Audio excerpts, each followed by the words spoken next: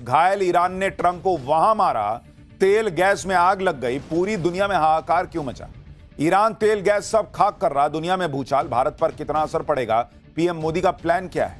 LPG ही नहीं, petrol, खाद, खाना, चिप, दवाइयां, किस किस पर संकट, महंगाई का कितना बड़ा बम फटना तय हो गया है। और ट्रंप क्या सेना उतारने वाले हैं? क्या खाड़ी देश युद्ध में कूदने वाले हैं? अब क्या गजब होने वाला है अब इसका चैप्टर।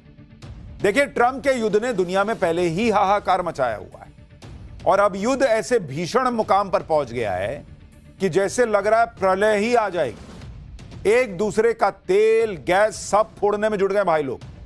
तेल गैस ऐसी चीज है बॉस जिस पर पूरी दुनिया टिकी है। ईरान युद्ध की वजह से पहले से ही दुनिया की 20% तेल गैस सप्लाई रुकी पड़ी है। अब अगर तेल गैस का जहां से प्रोडक्शन होता है वहीं पर बम गिरने लगे तो सप्लाई करने के लिए तेल गैस मिलेगा ही नहीं आपको। आप देखिए कि 24 घंटे में क्या ना क्या हो गया। ईरान के गैस प्रोडक्शन पर हमला हुआ तो ईरान ने आसपास गल्फ के ज्यादातर देशों के तेल गैस प्लांट फोड़ दिए। और हमने आपको पाठशाला में बताया था, ईरान का हिसाब क्लियर है। तुम मुझे जहां मारोगे, जहां मुझे तकलीफ दोगे, मैं तुमको वहीं तकलीफ दूंगा।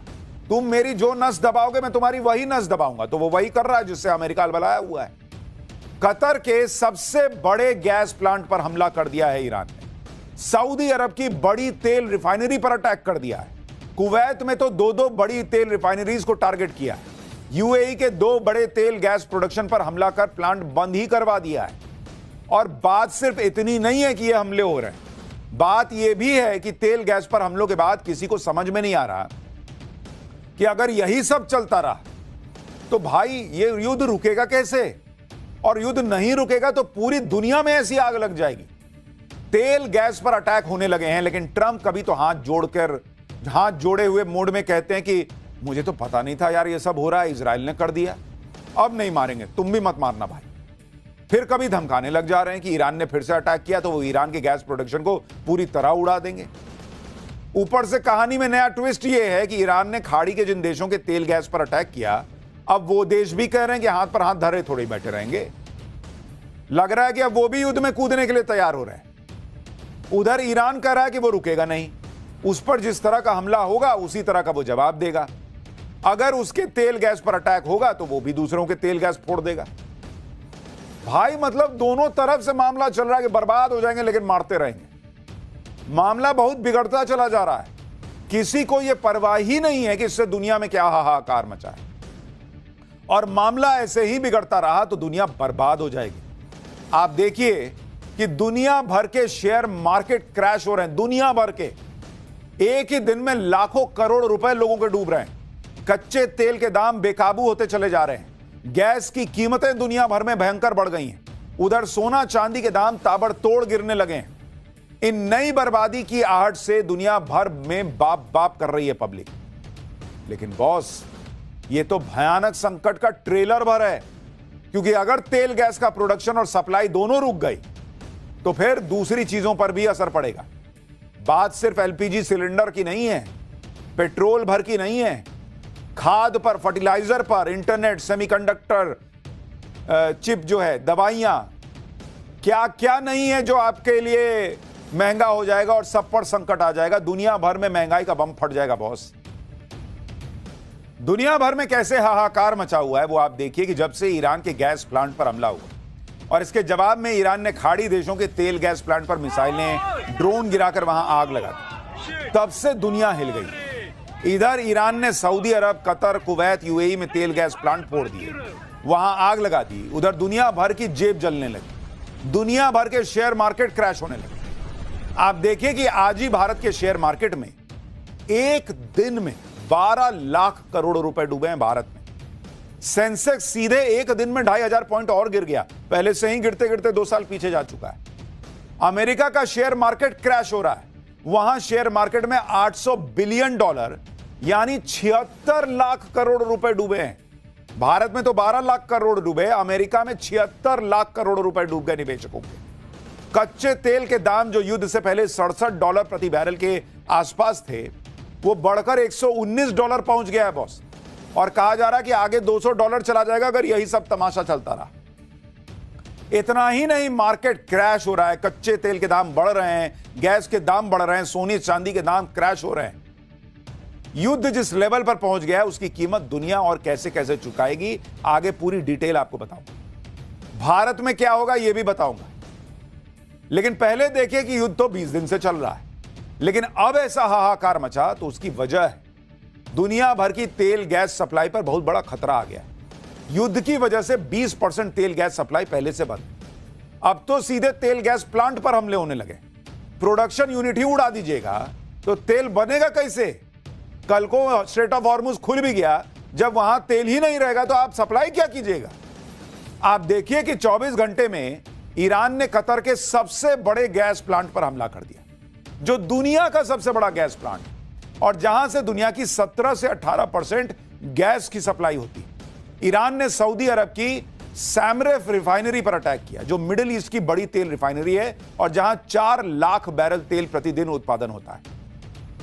ईरान ने कुवैत की 2 मुख्य तेल रिफाइनरीज पर ड्रोन अटैक करके आग लगा दी, जहां से 7 लाख बैरल तेल प्रतिदिन का उत्पादन होता है।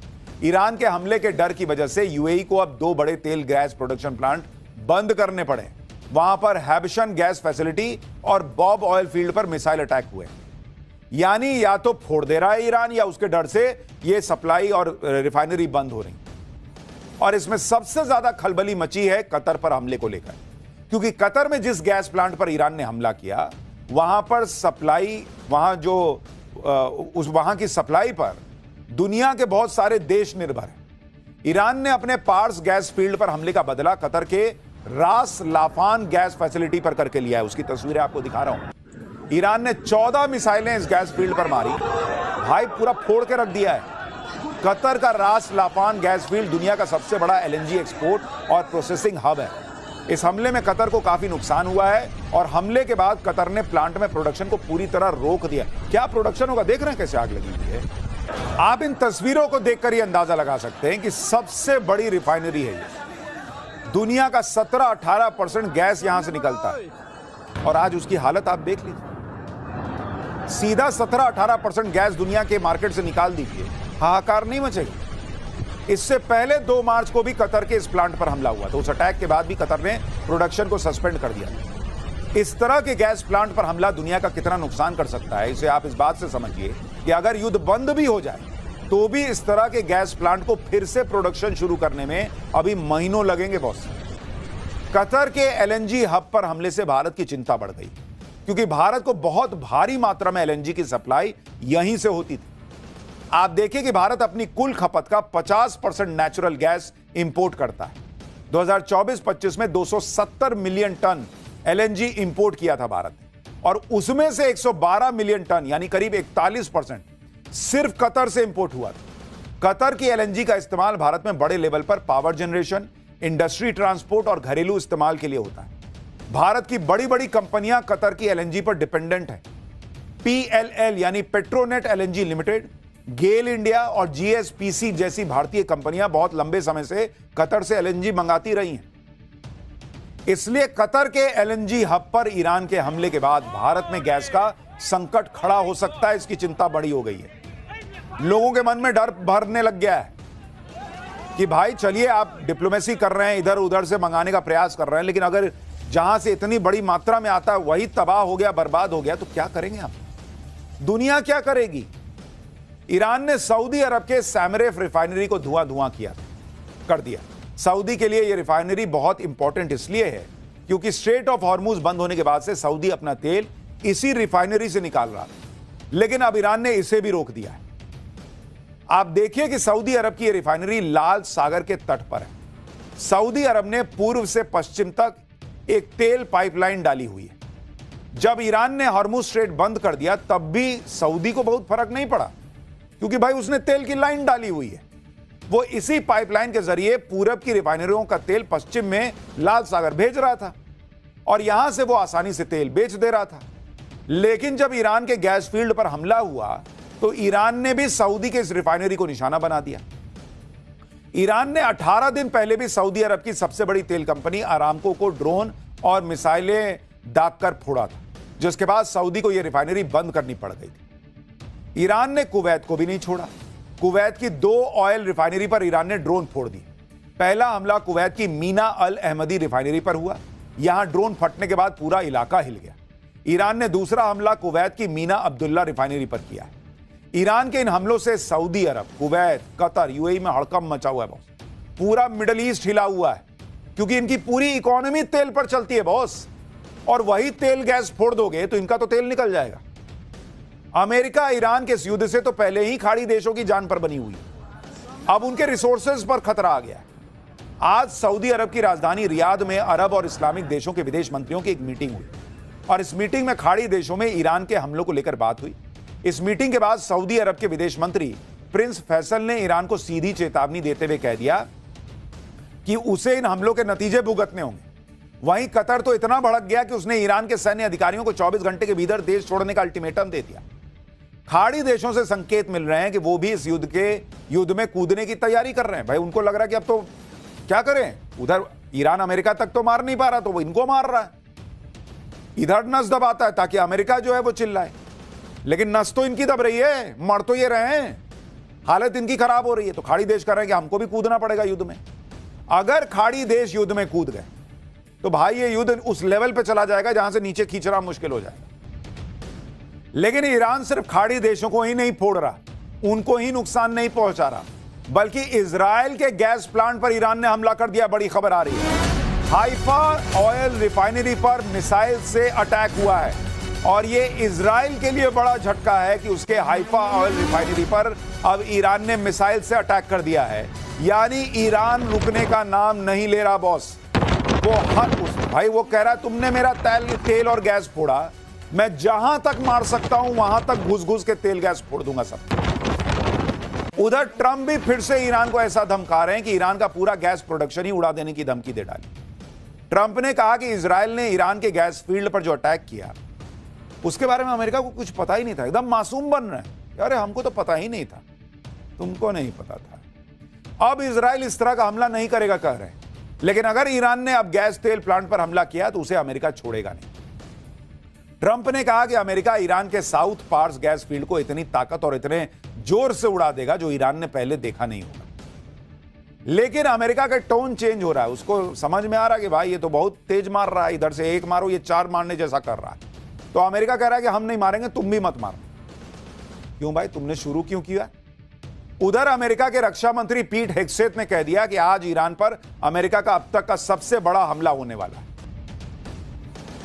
एक तरफ इनके डोनाल्ड ट्रंप कहते हैं कि ईरान को तो ऐसा फोड़ दिया है कि कुछ बचा ही नहीं है, फिर ये कहते हैं इतना बड़ा हमला करूंगा कि ईरान की ताकत घट जाएगी। तो भाई जब सब उसका ताकत निचोड़ चुके हो हमले कर करके, तो अब कौन सा ताकत निकाल रहे हो? बोलो ना कि तुम्हारी इज्जत जो है वो मिट्टी में मिल रही है, इसलिए झूठ बोल बोल के उस पर लिपापोती करते हो। उधर ट्रंप का प्लान यह है कि अगर ईरान ने हॉर्मुज स्ट्रेट नहीं खोला तो अमेरिका खार्ग आइलैंड पर कब्जा कर लेगा। खार्ग आइलैंड पर अमेरिका हाल ही में बम फोड़ चुका है ताकि ईरान हॉर्मुज स्ट्रेट को खोल दे, लेकिन ईरान ने भी अभी तक हॉर्मुज बंद किया हुआ। लेकिन अब अमेरिका ने अपने 2000 मरीन जवानों को इस आइलैंड की तरफ रवाना कर दिया है। रिपोर्ट है कि इस जहाज को सिंगापुर से ईरान की तरफ बढ़ते हुए देखा गया है। अमेरिका के रक्षा मंत्री पीट हेग्सेथ ने ईरान को धमकाते हुए कहा कि अगर ईरान हॉर्मुज के रास्ते में अड़ंगा डालेगा तो अमेरिका उसके उस खार्ग आइलैंड पर कब्जा कर लेगा। लेकिन ईरान कह रहा है कि कुछ भी करके देख लो, ईरान झुकेगा नहीं। ईरान तो वेट कर रहा है, ईरान बैठा हुआ है कि तुम भेजो अपने सैनिक। जो ड्रोन हम अमेरिका तक नहीं भेज पा रहे, जो मिसाइलें हम अमेरिका तक नहीं मार पा रहे, तुमको ईरान के लोगों को मारने में मजा आता है। ईरान कह रहा तुम भेजो ना, हम मार के बताते हैं तुम कैसे तुम्हारे सैनिकों को मारेंगे। सिर्फ अमेरिका के संसाधन, अमेरिका का पैसा ही बर्बाद होगा, ईरान कह रहा अगर तुम ये सब करोगे। ईरान युद्ध लड़ने के लिए ट्रंप ने अमेरिका में $200 बिलियन मांगे। इस पर भी ईरान के विदेश मंत्री ने कह दिया कि यह युद्ध ईरान के लोगों और अमेरिका के लोगों पर थोपा गया। युद्ध को अभी सिर्फ 3 हफ्ते हुए हैं और ये $200 बिलियन मांगने लगे।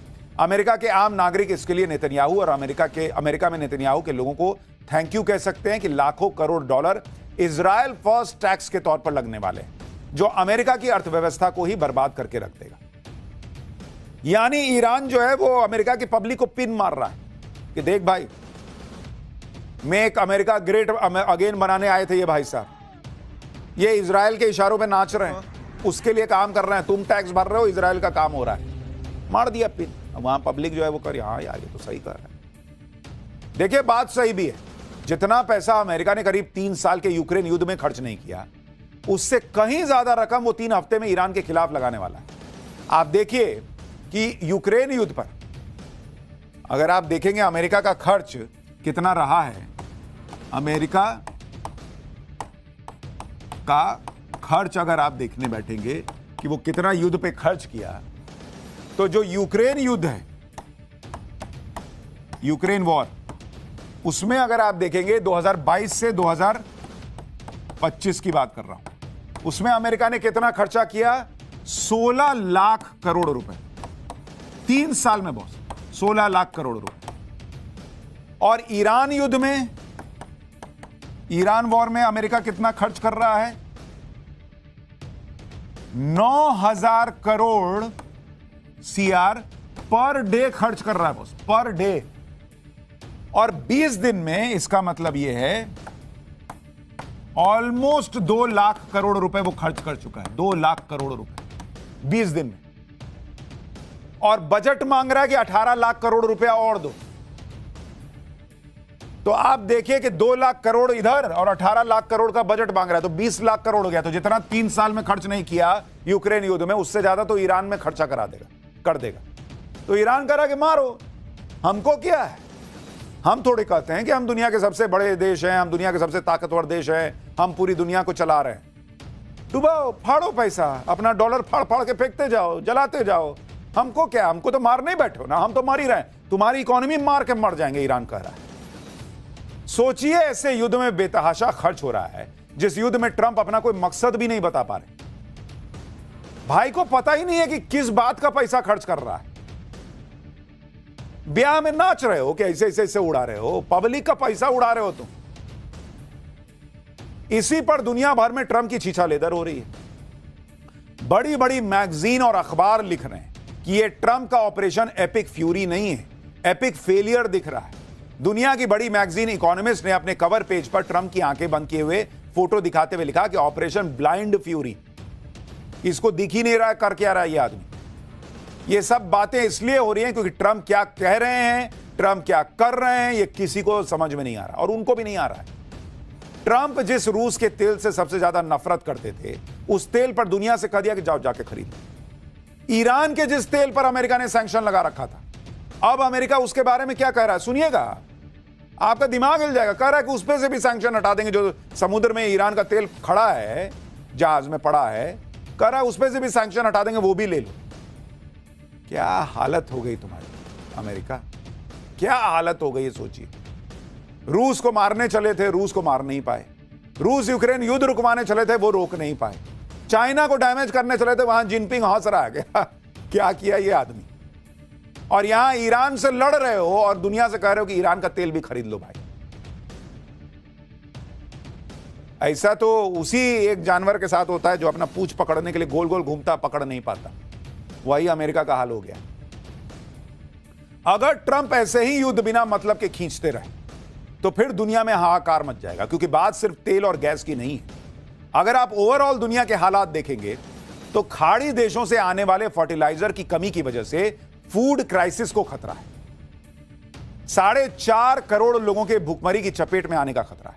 कई एक्सपर्ट यह दावा कर रहे हैं कि अगर युद्ध 10 दिन और चल गया ना तो ग्लोबल रिसेशन आने का डर है, मंदी आ जाएगी दुनिया में। जब यह युद्ध शुरू हुआ तब से ग्लोबल स्टॉक 4.5% गिर चुके हैं। वर्ल्ड जीडीपी को 4 से 5% का झटका लगने का खतरा है। दुनिया भर में ऑयल और गैस के दाम बढ़ रहे हैं। युद्ध का इंपैक्ट ऐसा पड़ रहा है कि ईरान के कल के अटैक के बाद यूरोप में गैस की कीमत 35% बढ़ चुकी है। खाड़ी देशों से दुनिया को सिर्फ ऑयल और तेल ही नहीं मिलता, बल्कि फर्टिलाइजर यानी खाद की भी सप्लाई होती है। इसलिए आने वाले दिनों में फूड क्राइसिस के बढ़ने की चिंता है। दुनिया का 20% फर्टिलाइजर यानी खाद और 46% यूरिया खाड़ी देशों से आता है बॉस। अगर हॉर्मुज स्ट्रेट बंद ही रहा तो दुनिया के कुल खाद व्यापार का 1/3 हिस्सा बाधित हो सकता है। नाइट्रोजन खाद की कीमत दोगुनी हो सकती है और फॉस्फेट खाद की कीमत करीब 50% बढ़ सकती है दुनिया भर में। एशिया के देश खाड़ी के फर्टिलाइजर पर सबसे ज्यादा निर्भर है। 35% यूरिया, 53% सल्फर और 64% अमोनिया एशिया को जाता है। भारत खास तौर पर खाड़ी देशों पर निर्भर है। भारत अपना 40% से ज्यादा यूरिया और फास्फेट खाद यहीं से मंगाता है। खाड़ी का फर्टिलाइजर सबसे ज्यादा भारत, ब्राजील और चीन लेते हैं। ये तीनों ही देश दुनिया के सबसे बड़े खाद्यान्न उत्पादक भी हैं। यानी बात सिर्फ भारत के लिए कोई चिंता की बात है ऐसी नहीं है, पूरी दुनिया के लिए चिंता की बात है। एक साथ दुनिया पर कई संकट आ रहे हैं, energy crisis, fertiliser crisis, food supply chain crisis, और इन सब से दुनिया को निपटना है। इसलिए लोग यही मना रहे हैं कि भाई किसी तरह ये युद्ध खत्म हो जाए, क्योंकि इतने सारे क्राइसिस नहीं होते तो लोग कहते कि जाओ डोनाल्ड ट्रंप तुम उधर कोने में लड़ते रहो, हमको फर्क नहीं पड़ता। लेकिन दिक्कत यह है कि ये युद्ध ट्रंप और अमेरिका ने शुरू किया, पिस पूरी दुनिया रही। ईरान युद्ध की वजह से करीब 95 देश ऐसे हैं जहां तेल महंगा हो चुका है बॉस। कुछ देश ऐसे भी हैं जहां हर महीने के आखिर में फ्यूल के दाम चेंज होते हैं, तो आशंका है कि कई और देश अपने यहां फ्यूल के दाम बढ़ा सकते हैं। लेकिन बॉस आप देखिए, इस संकट में भी भारत के लिए राहत की बात यह है कि अभी तक कम से कम भारत में पेट्रोल डीजल के दाम नहीं बढ़े। और आप देखिए दुनिया में जो हालात हैं, उस बीच भारत अभी भी कितनी मजबूत स्थिति से टिका हुआ है, आपको देखना चाहिए। तेल के दाम बढ़े दुनिया में, कहां कितने बढ़े बॉस? अगर आप देखेंगे आज की डेट में, अमेरिका में जहां का ये रायता दुनिया भर में फैला हुआ है, वहां 16.5% तेल की कीमत बढ़ चुकी है। चीन में ऑलमोस्ट 10.4% तेल की कीमत जो है वो बढ़ चुकी है। सब ऊपर जा रहा है मामला। सिंगापुर को देखिए, सिंगापुर के अंदर तेल की कीमत जो है वो ऑलमोस्ट 16% बढ़ चुकी है। जर्मनी में देखिए, सबका आपको राउंड फिगर बता रहा हूं, जर्मनी में ऑलमोस्ट 13% बढ़ गई है। कनाडा में देखिए बॉस, कनाडा में तो ऑलमोस्ट 28% तेल की कीमत बढ़ चुकी। इसी तरह आप फ्रांस में देखिए, फ्रांस के अंदर तेल की कीमत ऑलमोस्ट 6% बढ़ गई है। यह डेटा 23 फरवरी से 11 मार्च के बीच का आपको बढ़ा रहा हूं। लेकिन अगर आप भारत में देखेंगे, आज की डेट में भारत में तेल की कीमत कितनी बढ़ी? 0% बॉस। इकलौता अपना भारत है जो इस युद्ध के संकट के बीच भी टिका हुआ है। लेकिन समस्या यह है कि इतना रायता फैलाइएगा तो कितने दिन चलेगा, क्योंकि हम इतना इंपोर्ट करते हैं, कितने दिन इसको पकड़ के रख पाएंगे? लेकिन दुनिया भर में इंपैक्ट पड़ रहा है। भारत में पेट्रोल डीजल के दाम नहीं बढ़ रहे, लेकिन अगर यह युद्ध ऐसे ही चलता रहेगा तो आगे क्या होगा इसकी कोई गारंटी नहीं है। क्योंकि आप यह भी देखें कि ईरान युद्ध में 2 हफ्ते में ही भारत में एलपीजी को लेकर चिंताजनक स्थिति बन गई। पीएम मोदी इस बात को समझते हैं कि अगर युद्ध और भड़का, एनर्जी हब पर हमले होते रहे तो दुनिया तबाह हो जाएगी। और सबसे बड़ा नुकसान हमारा ही है भाई, भारत का, क्योंकि हम फास्टेस्ट ग्रोइंग इकोनॉमी है। ये जितने चीन, अमेरिका, ये सारे डेवलप्ड कंट्रीज हैं, विकसित राष्ट्र हैं।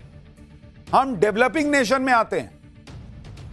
हम डेवलप्ड कंट्रीज में जाने के लिए लड़ाई लड़ रहे हैं, उसके लिए जद्दोजहद कर रहे हैं। ये हमारा समय है, इसकी बात कर रहे हैं। और उस वक्त ये रायता फैला दिया ट्रंप ने, और हम फंस गए बीच में। इसलिए प्रधानमंत्री मोदी ने भारत के हितों को सुरक्षित करने और युद्ध की चिंगारी को ठंडा करने के लिए कूटनीतिक प्रयास तेज किए हैं। कल और आज में पीएम मोदी ने कुवैत, ओमान, जॉर्डन, फ्रांस और मलेशिया के नेताओं से बातचीत की है। पीएम मोदी ने एनर्जी इंफ्रास्ट्रक्चर पर हमले की निंदा की है और तनाव को घटाने की लगातार अपील कर रहे हैं। प्रधानमंत्री मोदी ने डायलॉग और डिप्लोमेसी से शांति और स्थिरता पर जोर दिया है। ओमान के सुल्तान से पीएम मोदी ने स्ट्रेट ऑफ हॉर्मुज पर बात की है। स्ट्रेट ऑफ हॉर्मुज से बिना किसी रुकावट और सुरक्षित आवाजाही पर पीएम मोदी ने जोर दिया है। यानी पीएम मोदी अपनी डिप्लोमेसी के जरिए पूरा जोर लगा रहे हैं कि किसी तरीके से यह युद्ध रुके और भारत और दुनिया जो है वो इससे निकल सके। स्ट्रेट ऑफ हॉर्मुज का खुलना सिर्फ भारत नहीं, दुनिया के लिए जरूरी है। आज ही सरकार की तरफ से बताया गया है कि कैसे हॉर्मुज स्ट्रेट के बंद होने से सप्लाई चेन बाधित हुई, साथ ही जो समुद्री रास्ते से व्यापार होता है उसकी कॉस्ट भी बढ़ गई। सुनिए एक बार। स्ट्रेट ऑफ हॉर्मुज के क्लोजर से मैरीटाइम लॉजिस्टिक डिस्टर्ब हुए हैं। शिपिंग लाइंस और इंश्योरेंस ने एडिशनल वॉर रिस्क प्रीमियम को बढ़ाया है, वॉर रिस्क सरचार्जेस को बढ़ा दिया और इमरजेंसी कंफ्लिक्ट सरचार्जेस बढ़ गए हैं। लॉन्ग रूट्स की वजह से लॉजिस्टिक कॉस्ट बढ़ी हैं, व्हीकल डाइवर्जन हुए हैं और साथ ही हाई इंश्योरेंस प्रीमियम और कंजेशन एट ट्रांसशिपमेंट हब्स उन पर्टिकुलर पोर्ट्स पर देखा जा रहा है सर। और इसीलिए आपको याद होगा कि पाठशाला में हम आपको डे 1 से कह रहे हैं बॉस, ये कह देने से कि ना ना कुछ है ही नहीं, सब बढ़िया सब बढ़िया सब बढ़िया नहीं है, बोलने से नहीं होगा। ये है कि भारत जिस तरीके से अभी तक उस इंपैक्ट को झेल रहा है, पब्लिक तक नहीं जाने दे रहा है तेल की कीमतों को लेकर, वो कितने दिन रह पाएगा? क्योंकि एलपीजी को लेकर संकट तो खड़ा हुआ ही। आप डोमेस्टिक सप्लाई करते हैं तो आपको कमर्शियल रोकना पड़ता है, कमर्शियल कीजिएगा तो कहीं कुछ और करना पड़ेगा। बम गोले खाड़ी देशों में बरस रहे हैं, लेकिन हाहाकार दुनिया में मचा है। भारत अछूता नहीं। आज भारत के शेयर मार्केट में क्या हुआ देखें, तूफान आ गया। एक दिन में भारत में निवेशकों के करीब 12 लाख करोड़ रुपए डूब गए। सेंसेक्स और निफ्टी 3% गिर गया। सेंसेक्स 2496 पॉइंट गिरा। यह जून 2024 के बाद एक दिन की सबसे बड़ी गिरावट। सेंसेक्स गिरते गिरते 74,207 पे बंद हुआ है और पिछले साल के 7 अप्रैल के लेवल पर आ गया है। युद्ध से जो हाहाकार मचा है उससे कोई अछूता नहीं है बॉस। और आप देखिए दुनिया भर के शेयर बाजार कैसे लुढ़क गए। साउथ कोरिया का शेयर बाजार 2.7% गिर गया। हांगकांग का बाजार 2% गिर गया। ऑस्ट्रेलिया में ऑलमोस्ट 2% की गिरावट है। ताइवान में भी 2% की गिरावट है। जापान का शेयर मार्केट तो ऑलमोस्ट 3.5% गिर गया है। जर्मनी भी 3% के करीब की गिरावट देख रहा है। तो लोगों का पैसा बहा जा रहा है भाई। इधर शेयर बाजार संभल नहीं रहा, उधर सोना चांदी नहीं संभल रहा। India Boolean and jewellers association limited के मुताबिक 24 कैरेट सोना प्रति 10 ग्राम 3,748 रुपए गिर चुका है। 22 कैरेट सोना प्रति 10 ग्राम 3,433 रुपए गिर गया है। चांदी की कीमत प्रति किलो 6,936 रुपए गिर गई। इंटरनेशनल मार्केट में गोल्ड और सिल्वर 3 से 4% डाउन है। वैसे तो युद्ध के माहौल में सोना चांदी के दाम आमतौर पर बढ़ जाते हैं, लेकिन अभी जिस तरह से महंगाई बढ़ रही है, ऑयल के दाम बढ़ रहे हैं, उससे लोग अभी गोल्ड और सिल्वर में पैसा लगाने से बच रहे हैं और जो कैपिटल है वो एनर्जी मार्केट की तरफ मूव हो रहा है। युद्ध का असर दुनिया भर में भारत से होने वाली मेडिसिन सप्लाई पर भी पड़ रहा है। दवाओं के माफ कीजिएगा, दवाओं के होलसेल प्राइस 10 से 15% बढ़ गए। रॉ मटेरियल की कीमत केवल 8 दिन में 20 से 60% बढ़ गई है। शिपिंग कॉस्ट 3 से 5 गुना हो चुका है। और कुछ दिन यही सब चला तो तेल गैस के साथ साथ दवाओं के लिए हाहाकार मचेगा। युद्ध के वजह से सेमीकंडक्टर इंडस्ट्री हिली हुई है। यूरोप के देश ज्यादा पैसे देकर एशिया से सेमीकंडक्टर मंगा रहे हैं। इसके अलावा हीलियम गैस की भी कमी देखने को मिल रही है, क्योंकि हीलियम गैस नेचुरल गैस से ही बनती है। यह एलएनजी का बाई प्रोडक्ट है। भारत में एलएनजी की कमी से इंडस्ट्री लेवल पर किस तरह की मुसीबत मंडरा रही है वो गुजरात के मोरबी में देखने को मिला। मोरबी की सिरेमिक इंडस्ट्री पर बड़ा असर पड़ा है, क्योंकि सिरेमिक आइटम जैसे टाइल्स, सैनिटरी वेयर और पॉटरी जैसे प्रोडक्ट को हाई टेम्परेचर पर भट्टी में तपाना पड़ता है। इसलिए यह इंडस्ट्री बिना गैस के नहीं चल सकती। सिरेमिक एसोसिएशन के मुताबिक अब तक 100 यूनिट बंद हो चुकी हैं। अगर गैस की किल्लत का यही हाल रहा तो अगले 4 से 5 दिनों में 400 यूनिट का शटर डाउन हो सकता है। गुजरात गैस ने जिन यूनिट्स को 50% गैस की सप्लाई की इजाजत दी थी वो भी कल तक बंद हो सकती हैं, कहा जा रहा है। और इसलिए जब हम पाठशाला में बार बार कहते हैं कि पेट्रोलियम मंत्री जी ये मानिए कि देश में समस्या है, तो इसीलिए कहते हैं बॉस। खाली घर में चूल्हा जल जाएगा, आप डोमेस्टिक एलपीजी की सप्लाई कर दीजिएगा, लेकिन एक साइकिल ना चलता है बॉस। कहीं होटल बंद होगा तो वहां जो काम करते हैं, वहां जो सामान लेके आता है, वहां जो बर्तन धोता है, वहां जो वेटर है, तमाम तरह के लोग हैं जो स्विगी जोमेटो से सप्लाई करते हैं, सबकी नौकरी पर असर नहीं पड़ेगा, इंडस्ट्री पे असर नहीं पड़ेगा। और जब कमाएगा ही नहीं तो घर में एलपीजी से पे पका के खाएगा क्या? क्योंकि खाने पीने की भी चीजें महंगी होंगी, इसका अलग डर सता रहा है। सिरेमिक इंडस्ट्री से जुड़े पेपर मिल, पैकेजिंग और ट्रांसपोर्ट कंपनियों में भी अलग हाय तौबा मची है, क्योंकि ना प्रोडक्शन हो रहा है ना एक्सपोर्ट। इस वजह से इस सेक्टर में काम करने वाले मजदूरों के रोजी रोटी का सवाल खड़ा हो गया है। और यह तो एक उदाहरण बता रहा हूं, और यह दुनिया भर में हो रहा है, खाली भारत की बात नहीं है बॉस। ये भारत का पैदा किया हुआ संकट नहीं है, हम फंस गए हैं इसमें, हम फंस गए हैं इसमें, दुनिया फंस गई है इसमें। और उस सन की ट्रम्प की वजह से कब निकल पाएंगे कुछ नहीं कहा जा सकता, क्योंकि उन्हें अपनी इज्जत की पड़ी है। मार खाते हैं, निकलने का रास्ता ढूंढ नहीं पाते हैं, तो सोचते क्या करें कि कैसे निकलें। कुछ दिखता नहीं तो और मारने पे आते हैं, और मारते हैं। ईरान कहता है लो हम भी और मारते हैं। ये मारा मारी में हम मर रहे हैं बॉस, क्या कीजिए, चल रहा।